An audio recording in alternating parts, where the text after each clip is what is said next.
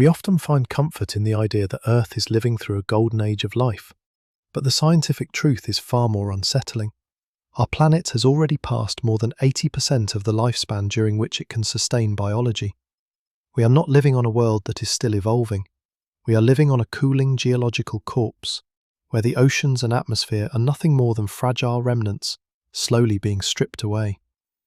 For 4.5 billion years, Earth has survived asteroid impacts and deep freezes, but its final enemy is not catastrophe.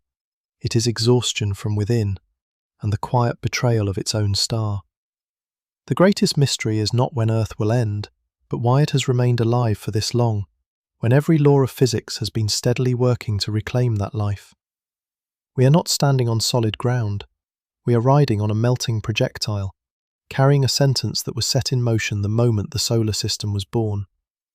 Everything you see today is not a stable state, but a rare and fleeting coincidence, already beginning to fade.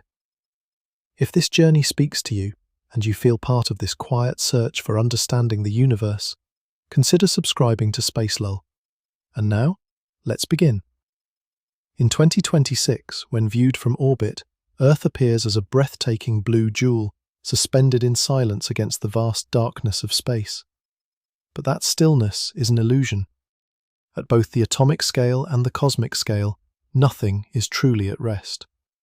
Our planet is spinning on its axis at roughly 1,600 kilometers per hour at the equator, orbiting the Sun at 107,000 kilometers per hour, while the entire solar system is moving through the Milky Way at around 828,000 kilometers per hour. We are aboard a vast cosmic vessel, but this vessel is slowly running out of fuel from within. The stability that human civilization enjoys is, in reality, a statistical anomaly. Throughout geological history, Earth has passed through periods of such extreme chaos that, if they were to occur today, all of our efforts would become meaningless. Yet a paradox has emerged.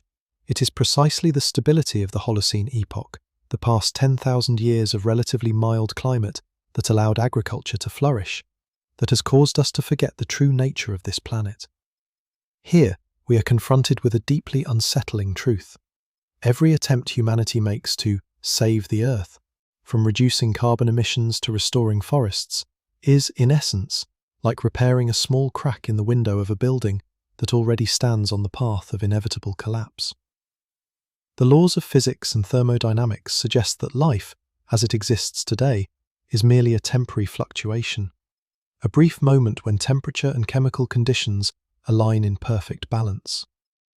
The death of Earth is not a catastrophe imposed from outside. It is part of a grand transformation of energy, a process embedded in the very structure of the universe. Even if we were to achieve net zero emissions tomorrow, Earth would still be moving toward an irreversible outcome, not because of our failure, but because of the way stars themselves evolve. To understand why, we need to look at a number, 1.2 degrees Celsius. This is the increase in global average temperature compared to the pre-industrial era. To an individual, 1.2 degrees may seem insignificant, the difference between morning and midday. But for a planet, it represents a shift in baseline energy. Temperature is a measure of kinetic energy, so when we say the planet has warmed by 1.2 degrees, we are describing the addition of quintillions upon quintillions of joules of energy into the oceans and atmosphere. The oceans, covering 71% of Earth's surface, act as the planet's massive thermal battery. Water has a very high heat capacity, meaning it requires enormous amounts of energy to warm even slightly. Since 1970, the oceans have absorbed over 90% of the excess heat trapped by greenhouse gases. If that heat had remained in the atmosphere instead of being absorbed by the oceans, surface temperatures would have already risen by dozens of degrees, making complex life nearly impossible long ago. But this is where the trap lies. The oceans have thermal inertia. They absorb heat slowly and release it just as slowly. Even if we were to shut down every combustion engine on Earth right now, the heat already stored deep within the oceans would continue to melt polar ice for centuries. We are not only facing the consequences of what we are doing now, we are facing the consequences of what we did decades ago. Consider the AMOC, the Atlantic Meridional Overturning Circulation. It functions as a vast conveyor belt, transporting heat from the tropics to the North Atlantic, helping regulate the climate of Europe, Africa, and the Americas. This system is driven by differences in temperature and salinity, but as Greenland's ice melts, vast amounts of fresh water pour into the ocean, diluting salinity and weakening the engine that powers this circulation. Recent data suggests that the AMOC is now at its weakest point in at least 1,600 years. If this system collapses, it will not happen gradually. It will tip, shifting states within just a few years. And when that happens, London could experience a climate similar to Siberia, while tropical regions could become too hot for agriculture. This fragility reveals something deeper about our position. We often think of ourselves as the masters of this planet, but in reality, we are passengers within a dynamically unstable system.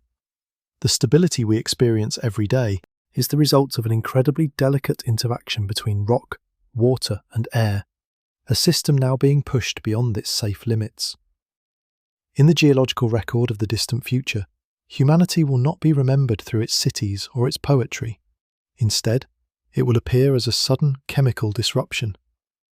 Future geologists, millions of years from now, will find a thin layer of sediment filled with synthetic materials, plastics that never existed in nature, alongside a sharp decline in biodiversity. That will be our signature. Earth has already experienced 5 major mass extinctions. The Permian extinction alone eliminated up to 96% of marine species. But there is a critical difference. Those events unfolded over millions of years, or were triggered by sudden external impacts. The 6th extinction, the one you and I are now witnessing, is happening faster than almost any event in Earth's 4.5 billion year history, except for the asteroid impact that ended the age of dinosaurs. We are living in a unique moment, a moment in which a species has become aware of its own extinction and of the fate of the planet it inhabits. But this is only the beginning of understanding, because even if humanity were to disappear, Earth would continue its journey toward a future where even rock will no longer remain rock, and the oceans will exist only as a memory in the vacuum of space. If we think of the atmosphere as a mirror reflecting what is happening, then the ocean is the memory that stores it. To understand the future of Earth, you have to understand the concept of thermal inertia. It is a dry term from physics, but it carries a deeply unsettling truth. This planet does not respond instantly to what we do.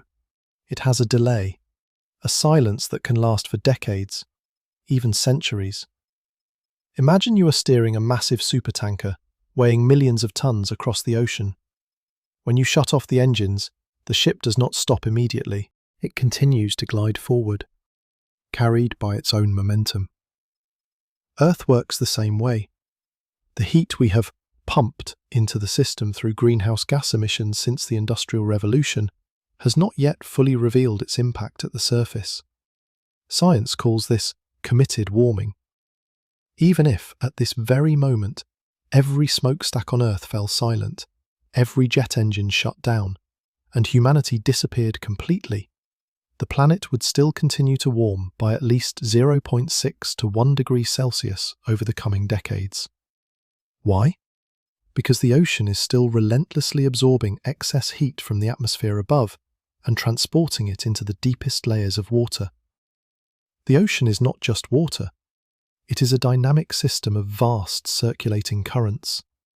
A single molecule of water at the surface of the North Atlantic can take up to 1,000 years to complete a full journey, descending into the deep ocean, circling past Antarctica, and eventually rising again in the Pacific. This process is known as thermohaline circulation. It is the planet's immense climate regulator, and right now, that regulator is being overwhelmed. The excess energy stored in the ocean is equivalent to dropping 5 Hiroshima-sized atomic bombs into the sea every second, continuously for the past 25 years. That energy does not disappear. It causes the ocean to expand physically, a simple effect of thermal expansion. In fact, about half of global sea level rise today is not due to melting ice, but because the ocean itself is swelling as it warms. But look deeper into the darkness of the ocean. As water warms, it loses its ability to hold oxygen. This is a fundamental chemical law. The warmer a liquid becomes, the less gas it can dissolve. Today, so-called dead zones, areas depleted of oxygen where marine life cannot survive, are expanding at an alarming rate. This creates a feedback loop. As marine organisms die, the ocean's ability to absorb carbon through phytoplankton declines. More carbon dioxide remains in the atmosphere, which warms the planet further, which warms the ocean even more. The truth we must confront is that Earth has entered a new state of thermodynamic imbalance. We often talk about stopping the melting of ice sheets, but geological evidence suggests that parts of the West Antarctic ice sheet may have already crossed a point of no return. With the heat already trapped in the ocean, its collapse is no longer a question of if, but when it will be complete. When it fully disintegrates, global sea levels will rise by approximately 3 meters. It will not happen all at once. It will unfold slowly, centimetre by centimetre, year after year. But it is a mechanical process that cannot be reversed by any technology we can imagine in 2026. This imprisoned heat also leads to another phenomenon, the destabilization of methane hydrates beneath the deep ocean floor.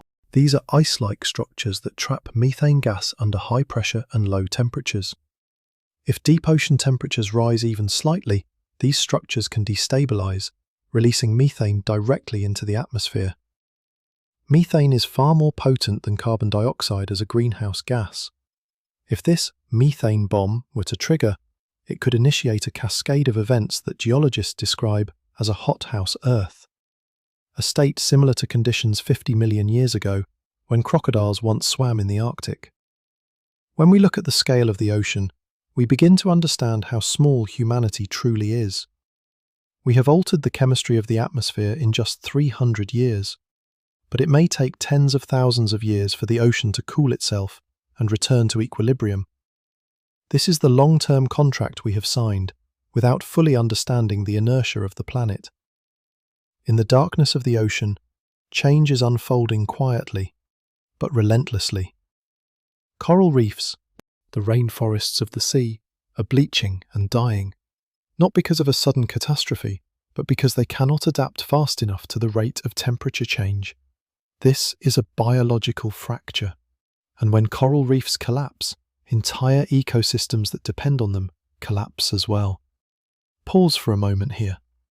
Consider the vastness and the weight of this body of water. Every drop of seawater you see along a shoreline today carries within it the thermal memory of decades past, and it will carry the consequences of our actions into a distant future, where humanity itself may have already become part of history. But the ocean is not the only place where our imprint is being preserved. When we step away from the water and look at the structures we have built, of stone, concrete and plastic, we begin to see a new kind of fossil forming, a geological record that may outlast the civilization that created it.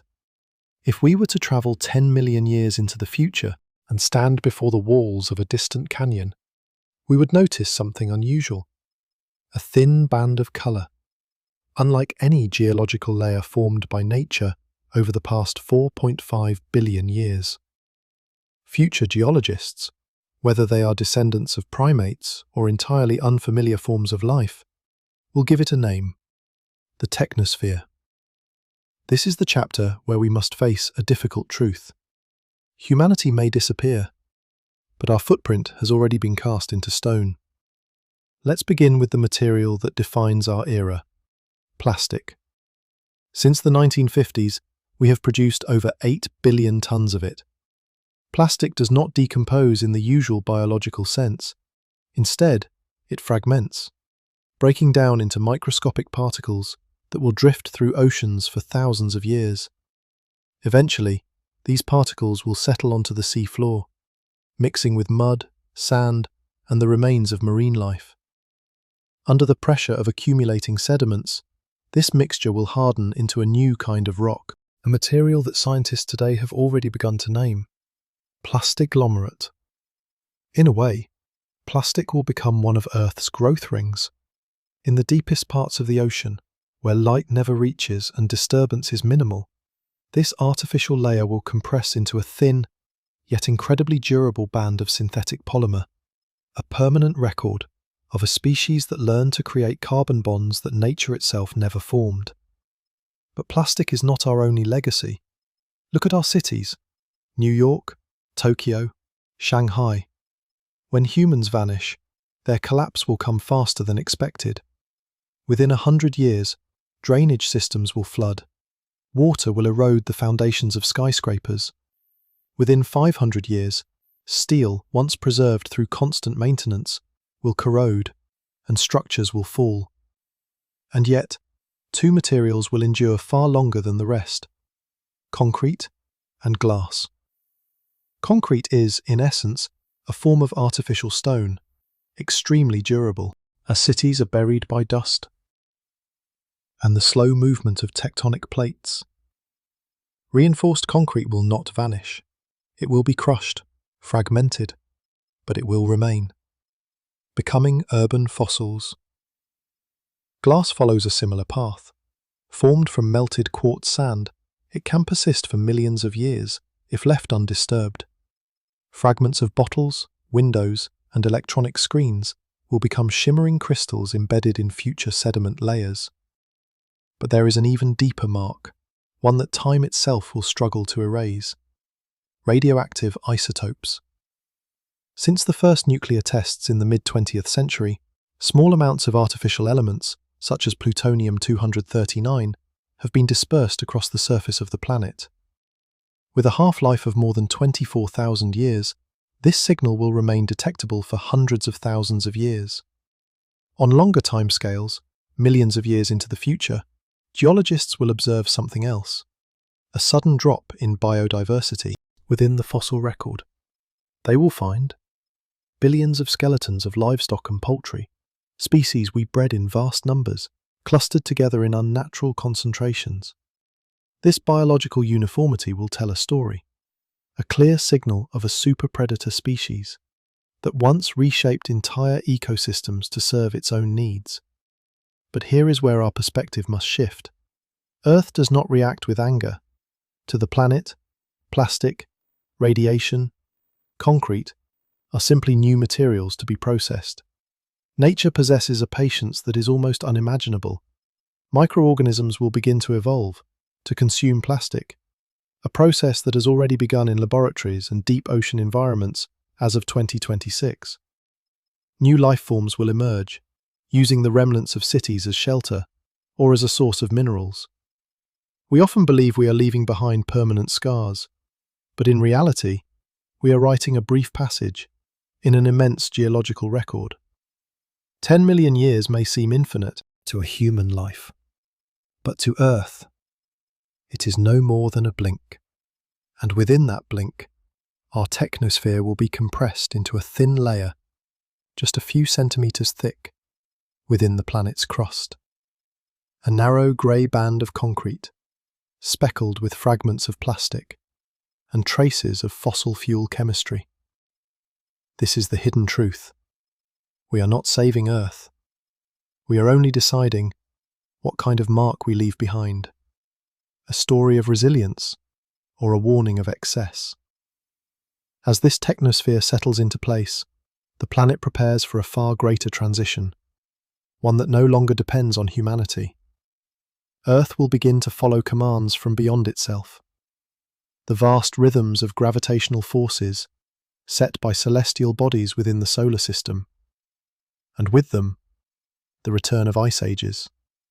Massive sheets of ice, kilometers thick, advancing across continents, grinding down everything we once built. Take a slow breath. Feel the ground beneath you, the concrete floor beneath your feet. One day, it will become stone. We are not just living on this world, we are actively shaping the geology of its future. If you look at a clock, you see gears interlocking to create time. The solar system works in much the same way, but here the gears are planets, and the force that binds them together is gravity. For billions of years, Earth has been dancing to a silent composition written by the sun, the moon, and giant planets like Jupiter and Saturn. This cosmic rhythm is known as the Milankovitch cycles. We often imagine Earth's orbit around the Sun as a perfect, unchanging circle, but reality is far more complex. Under the gravitational pull of other planets, our orbit shifts from nearly circular to more elliptical, and back again. This cycle takes about 100,000 years and is known as eccentricity. When the orbit becomes more elongated, there are periods when Earth moves significantly farther from the Sun, and this changes the amount of solar energy the planet receives. But this is only one instrument in a much larger orchestra. The second is axial tilt, or obliquity. Today, Earth's axis is tilted at about 23.5 degrees. This tilt is what gives us seasons. But it is not fixed. It oscillates between 22.1 and 24.5 degrees over a cycle of about 41,000 years. When the tilt decreases, the contrast between seasons weakens. Summers become cooler at the poles, allowing ice to persist and gradually accumulate. This is how ice ages begin. And then there is the third motion, precession, a slow wobble of Earth's axis, like a spinning top nearing its fall. This cycle unfolds over approximately 23,000 years. It determines when during the year Earth is closest to the Sun. Together, these cycles have guided Earth in and out of ice ages for the past 2.6 million years. At least 50 major glacial periods have occurred within that time.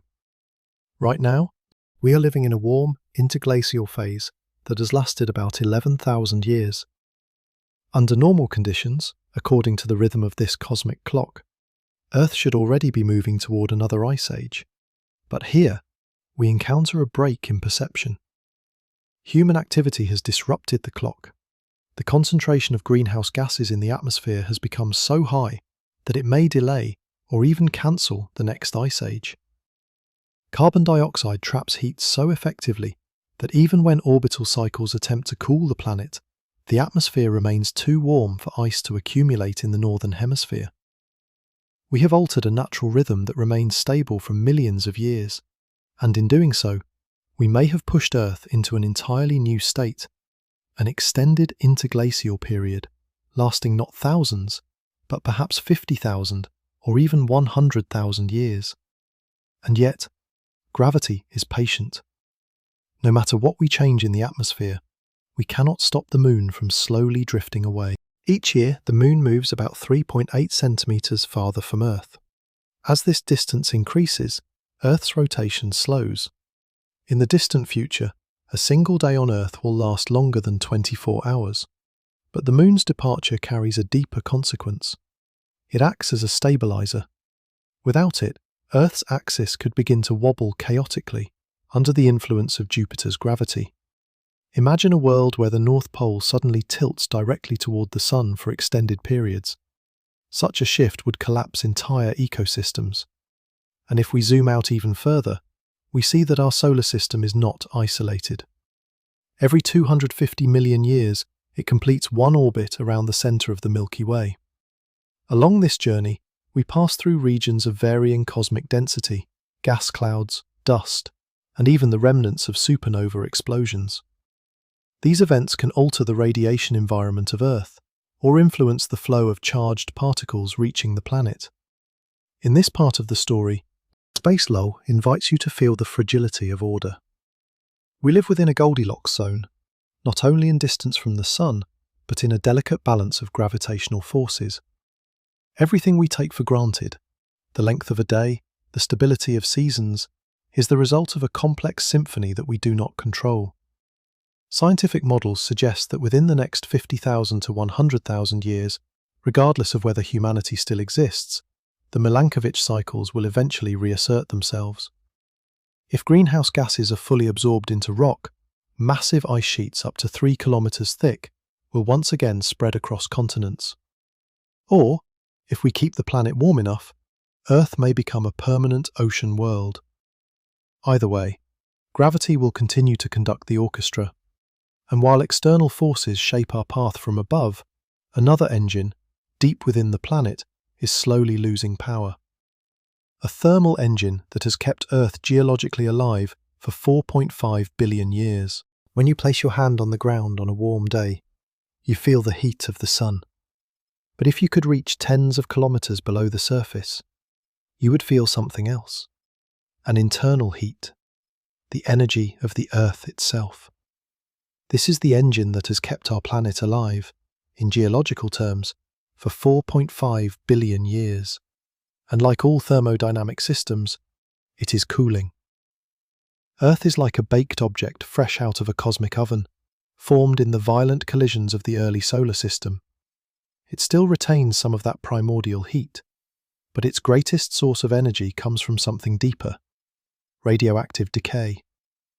Within the mantle and core, elements like uranium-238, thorium-232, and potassium-40 are continuously breaking down, releasing energy, releasing heat. This heat drives convection currents in the mantle, like boiling water in a pot, and these currents move tectonic plates, forming mountains, triggering earthquakes, fueling volcanoes. But there is a limit. These radioactive elements are finite. They decay over time. Uranium-238, for example, has a half-life of about 4.5 billion years, which means, today, Earth contains only about half of its original nuclear fuel. The engine is slowing down. As this heat declines, tectonic plates will begin to lose their motion. Continents, which now drift a few centimeters per year, will gradually slow and eventually stop. In the distant future, Earth may become a single-plate planet like Mars or the Moon. And this is not just a geological shift, it is a biological catastrophe. Plate tectonics is Earth's recycling system. It pulls carbon into the mantle and releases it again through volcanic activity. Without this cycle, carbon becomes trapped or disappears from the atmosphere, and the planet loses its ability to regulate climate. But there is something even more critical: the liquid iron core. Earth's outer core is a vast ocean of molten metal.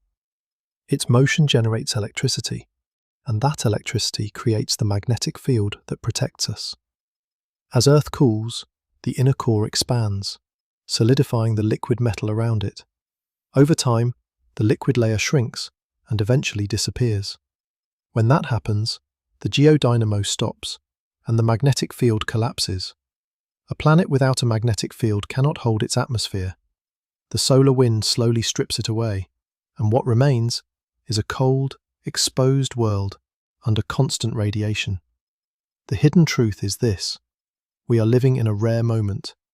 Earth is not too hot to be molten and not too cold to be dead. It is balanced.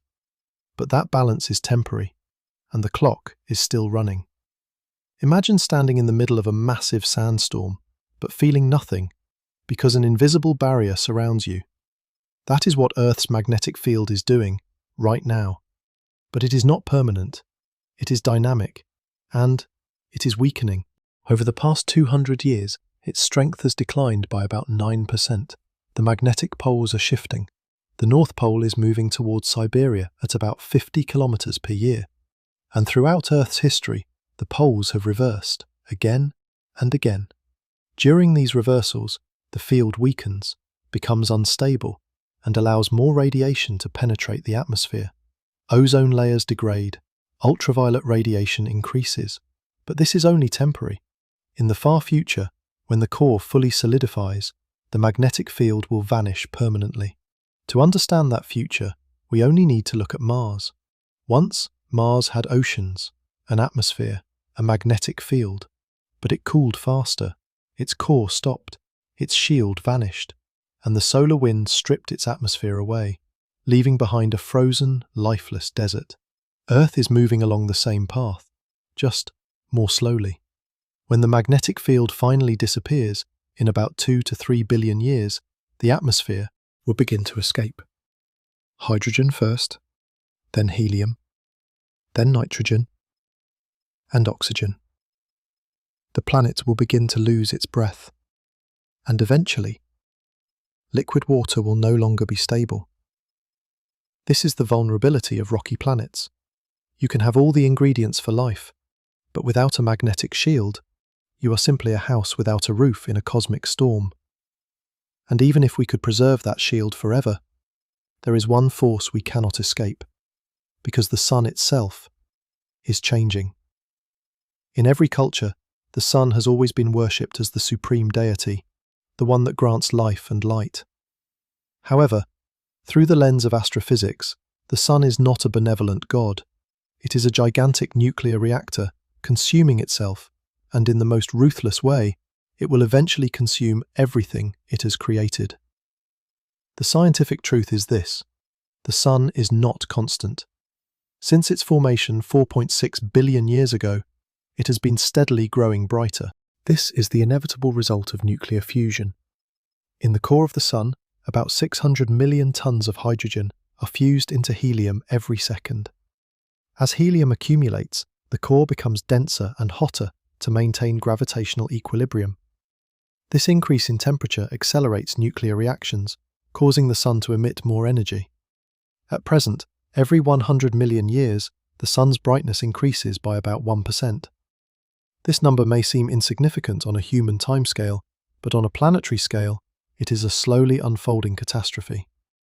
Over the past 4.5 billion years, the sun has become about 30% brighter than it was at the beginning. Earth has survived thanks to a remarkable geological self-regulation mechanism, but that mechanism is approaching its limits. The mystery lies here. Why didn't Earth burn much earlier? The answer lies in the concentration of carbon dioxide, CO2. In the past, when the sun was weaker, Earth's atmosphere contained large amounts of greenhouse gases to retain heat. As the sun grew brighter, our planet adapted unconsciously by gradually reducing CO2 to maintain a stable temperature. But we are approaching a point where CO2 can no longer be reduced without destroying the foundation of life.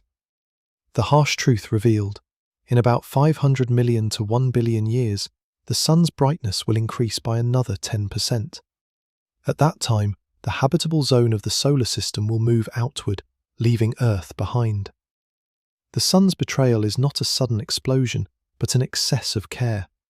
It will provide so much heat that it disrupts the delicate chemical balance that has sustained the biosphere for billions of years. As temperatures rise, ocean water evaporates more rapidly.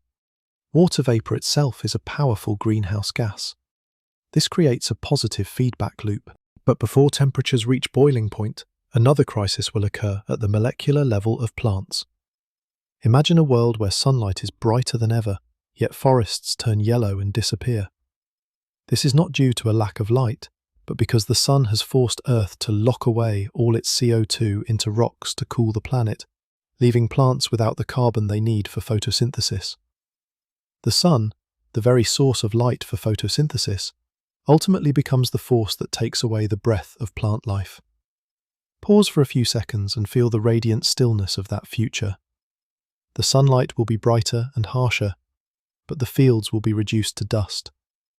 We often worry about the sun going dark, but in reality, its overwhelming intensity is the true death sentence for the blue planet.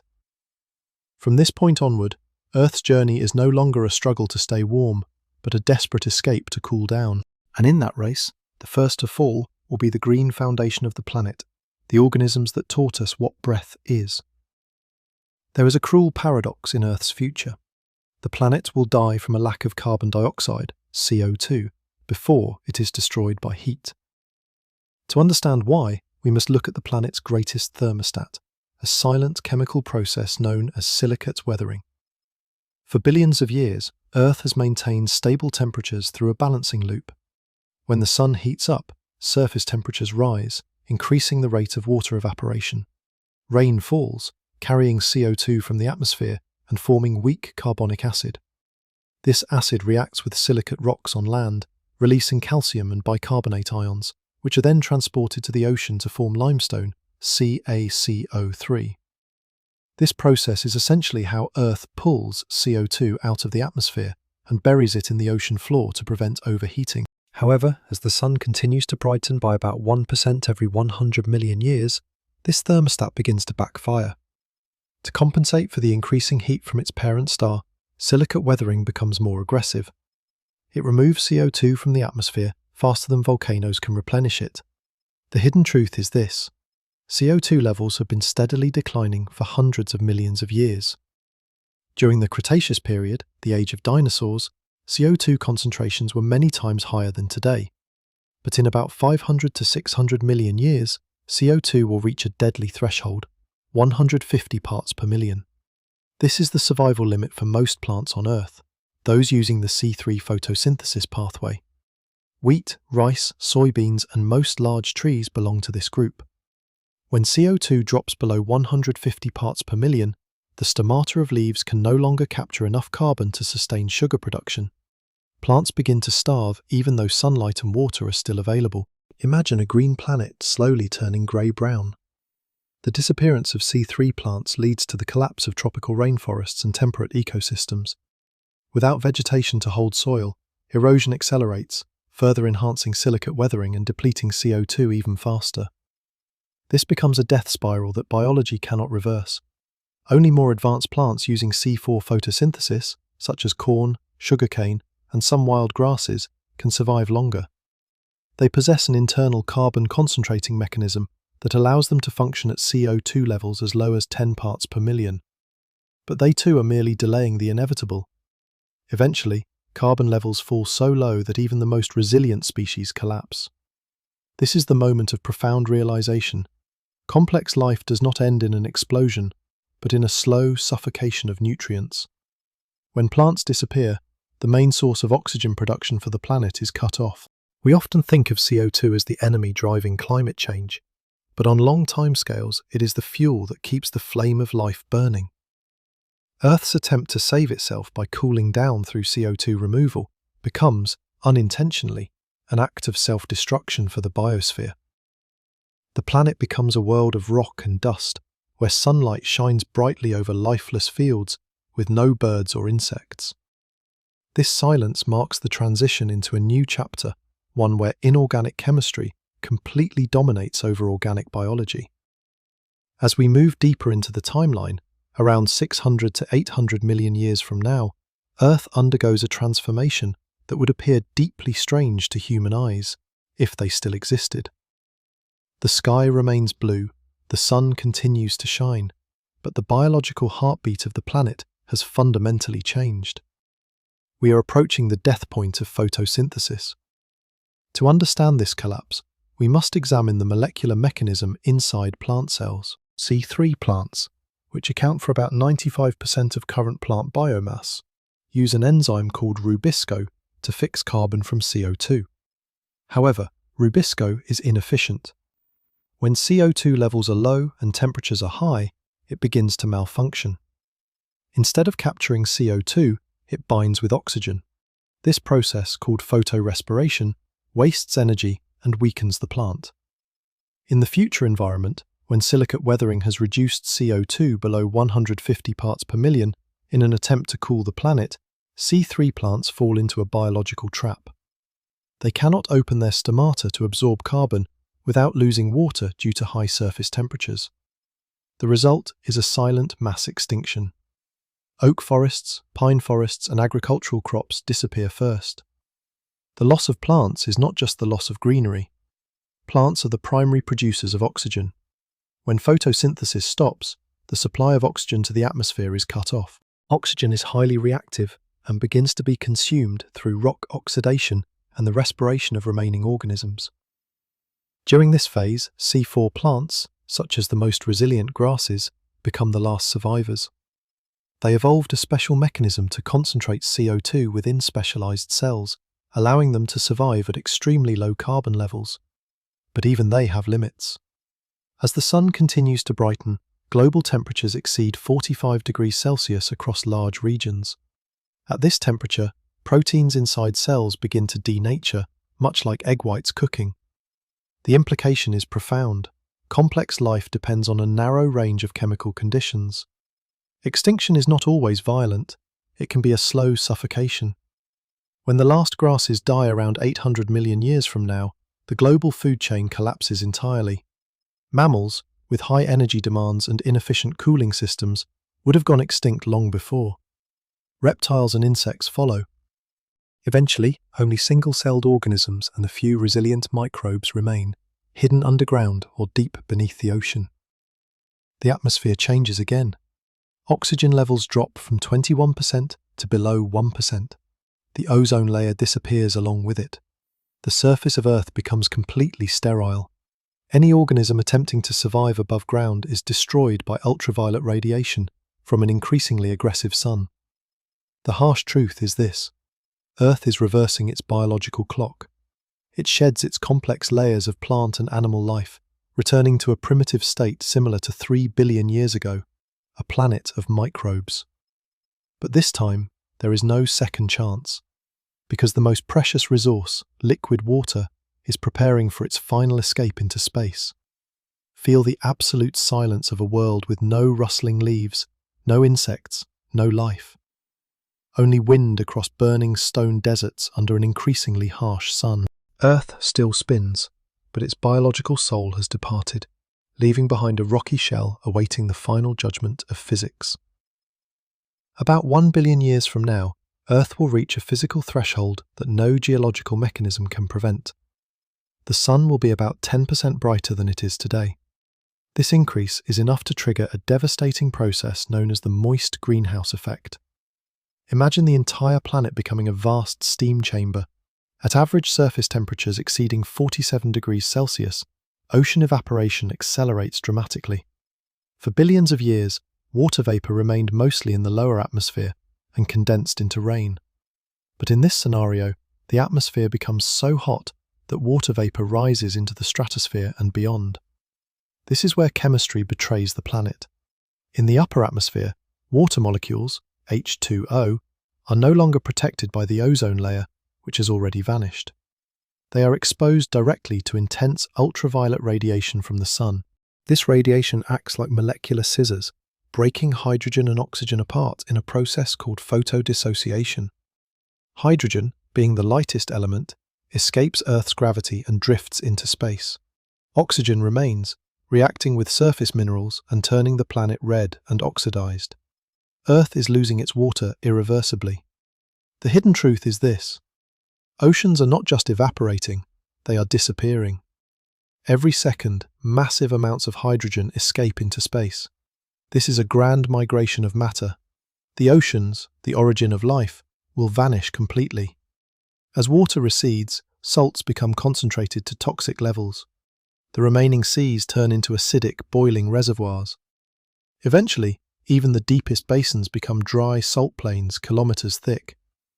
Without liquid water, plate tectonics stops, volcanoes cease, the carbon cycle collapses, Earth becomes geologically dead. The atmosphere becomes dense, hot, and suffocating. Pressure increases. Sunlight illuminates a cracked surface where former ocean trenches become scars. Water on rocky planets is temporary. Earth is living its final humid phase before becoming a permanent desert. The journey of water, from stars to comets to life, now returns to space. Earth sheds its blue skin, revealing its true form, a lifeless rock, approaching the fate of Venus. In about 1.5 to 2 billion years, Earth will complete its transformation into a true twin of Venus. This is a strange and unsettling convergence dictated by astrophysics. Despite beginning with different conditions, all rocky planets of similar size to Earth, under the influence of an aging star, tend toward the same final state, a carbon pressure furnace. To understand this future, we must examine the mechanism of Venus today. Venus is not hot simply because it is closer to the Sun. It is hot because it possesses an extremely dense carbon dioxide atmosphere, creating an uncontrollable greenhouse effect. Earth, after losing its oceans and having its silicate weathering cycle shut down, will accumulate CO2 from its final volcanic activity, with no mechanism left to remove it. The truth is that CO2 does not escape into space like hydrogen. It becomes trapped. With no water to dissolve carbon and no plant life to absorb it, carbon dioxide will envelop the planet in a dense atmospheric blanket. Surface pressure will rise dramatically, from 1 bar today to 90 or even 100 bar equivalent to the pressure at a depth of 1 kilometer beneath Earth's current oceans. At this stage, Earth's surface temperature will stabilize between 460 and 480 degrees Celsius, regardless of day or night. At such temperatures, metals like lead and tin will melt and flow across the surface. Granite, once solid and enduring, will begin to deform and fracture under extreme heat and pressure. What is most revealing here is the deeper truth about the universe, the inevitability of chaos. We often think of Venus as a failed planet that could not sustain life, but in reality, Venus is simply ahead of Earth along the same timeline. It is a precise preview of what happens when a rocky planet loses its ability to regulate thermodynamic balance. The sky of Earth will no longer be blue. It will turn a hazy yellow-orange, filled with sulfuric acid clouds and sulfur dust. Sunlight will be scattered so intensely that the sun will no longer appear as a clear disk, but as a diffuse, blinding glow covering the entire sky. Winds in the upper atmosphere will rage at extreme speeds, while near the surface, the air will be so dense that moving through it would feel like swimming through hot liquid metal. At this point, all traces of human civilization, from concrete cities to orbiting satellites, will have been erased.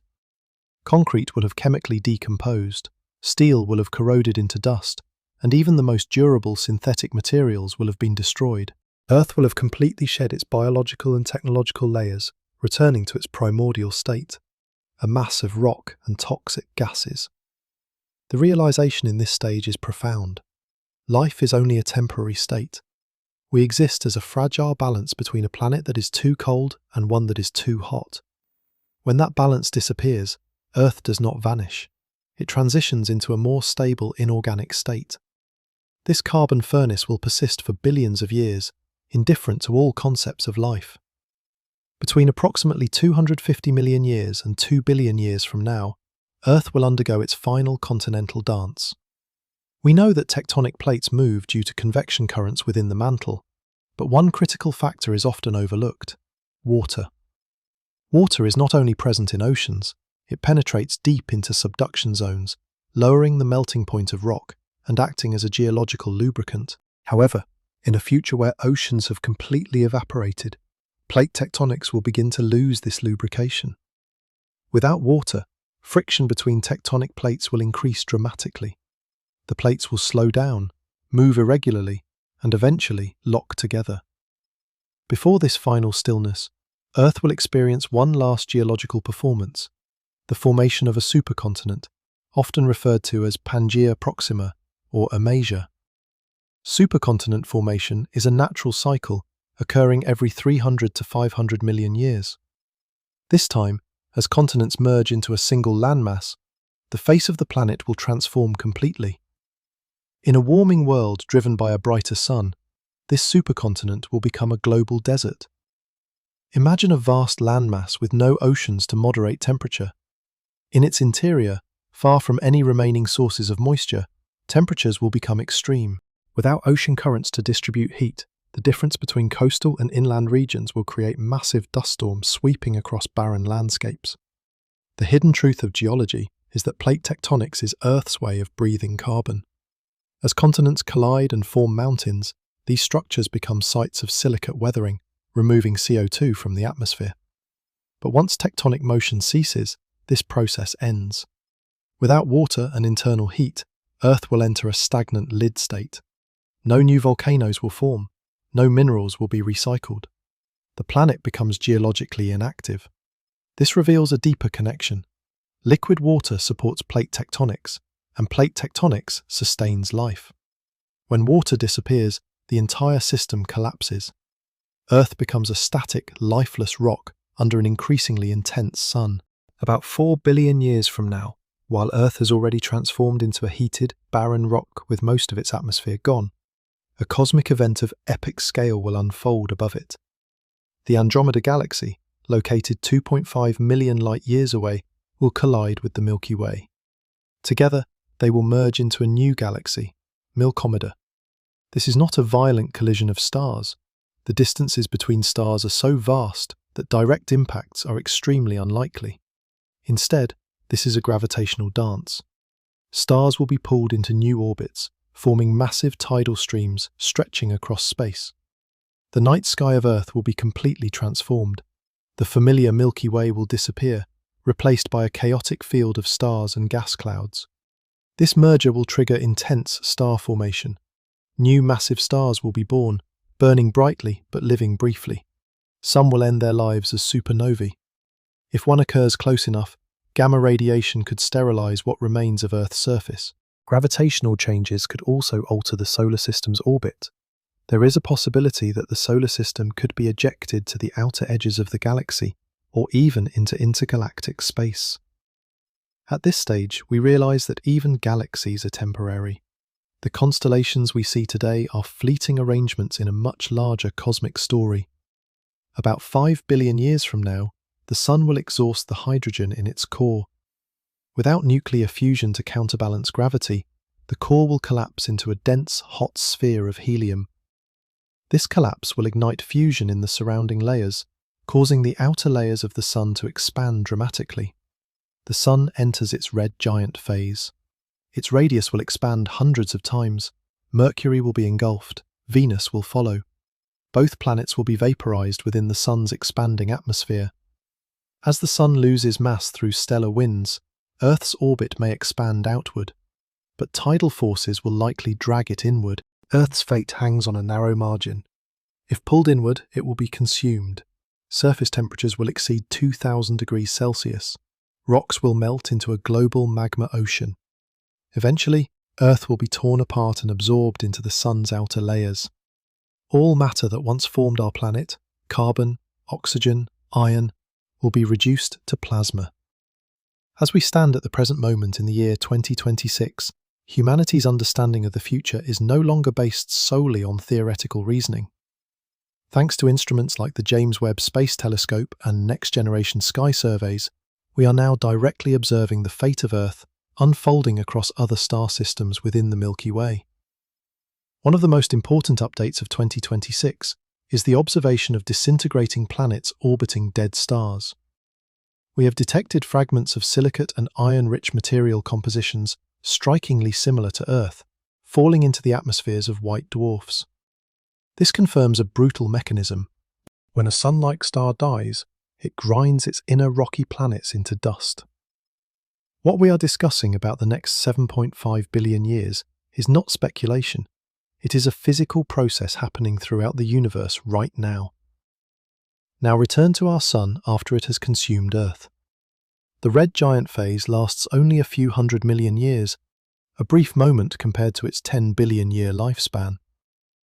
When the Sun's helium core reaches extreme temperatures, an event known as the helium flash occurs, fusing helium into carbon and oxygen.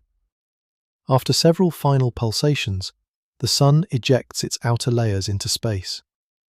This is the final, magnificent moment. The expelled gas, containing atoms that once formed oceans, mountains, and even our own bodies, expands outward at tens of kilometers per second. Illuminated by the hot core that remains, this gas glows in brilliant shades of blue, red, and violet. This is the birth of a planetary nebula. The hidden truth here is this: from tens of light years away, a distant civilization might observe our solar system as a radiant cosmic flower blooming in darkness. They will never know that within that glowing cloud once existed a planet called Earth, where beings loved, questioned, and sought to understand the universe. This nebula is the most beautiful monument a planet can have, and also the loneliest. A planetary nebula exists for only about 10,000 to 20,000 years before dispersing into interstellar space. When it fades, what remains of the Sun is a white dwarf, a sphere roughly the size of Earth, but with an incredibly dense structure. A teaspoon of its material would weigh as much as a truck. Around 8 billion years from now, the outer planets, Jupiter, Saturn, Neptune, will continue orbiting this faint remnant. The Sun will appear as a small white point in the sky, no longer capable of warming anything. Icy moons like Europa and Enceladus will return to a frozen state after briefly thawing during the red giant phase. Recent observations in 2026 have also revealed complex organic molecules within planetary nebulae. This introduces a profound shift in perspective. The death of Earth is not the end of life in the universe. The carbon, nitrogen, and oxygen atoms from Earth will drift through interstellar space for millions of years, eventually becoming part of new molecular clouds, new stars, and new planetary systems. Earth is part of a vast cosmic recycling process. The iron in your blood, the calcium in your bones, these were formed in the explosions of ancient stars long before Earth existed. One day, they will return to become part of something new. We now understand that the solar system is not isolated. Interstellar winds constantly flow through it, carrying matter from distant regions of the galaxy. As Earth dissolves into the Sun and the Sun disperses into space, we are participating in a cosmic transfer of material into the future of the universe. Imagine the scale of this transformation. 1 trillion years from now, when the Sun has cooled into a black dwarf, invisible and silent, the atoms that once belonged to Earth may exist within a living organism on a distant world, or form the crust of a newly born planet orbiting a young star. The final truth revealed here is one of unity. We do not live on Earth. We are Earth.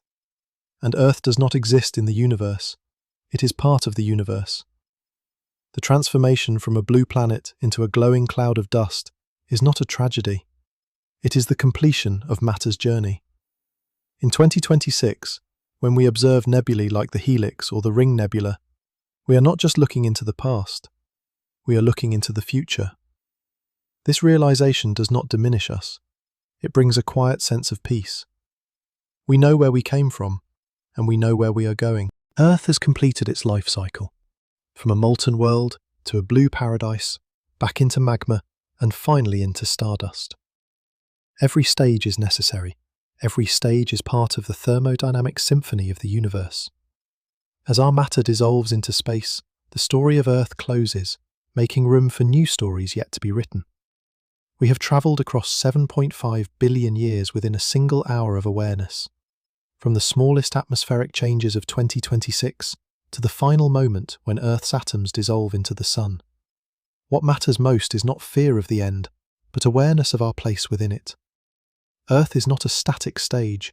It is a living system that is born, evolves, and eventually yields to something new. The death of a planet is, ultimately, a redistribution of matter and energy. We, beings capable of looking up and asking questions, are a brief yet extraordinary phenomenon. We are the universe becoming aware of itself, telling its own story before returning to silence. The timeline you have witnessed is a reminder of how precious life is, precisely because it is finite. When you leave this video and look up at the night sky, remember that distant stars are undergoing similar cycles. The end of Earth is not destruction, it is transformation. The carbon in your breath, the iron in your blood, the calcium in your bones, they are waiting for another journey, in another system, in another form. Treasure this blue planet while it still breathes, while it still protects us beneath its magnetic shield and vast oceans, because in the entire history of the universe, this moment is unique. Thank you for travelling with Space Lull to the final moments of Earth. If this journey has changed the way you see existence, share it with others, and consider subscribing so we can continue exploring the deeper mysteries of the cosmos together. Have a peaceful night on a planet that is still quietly turning.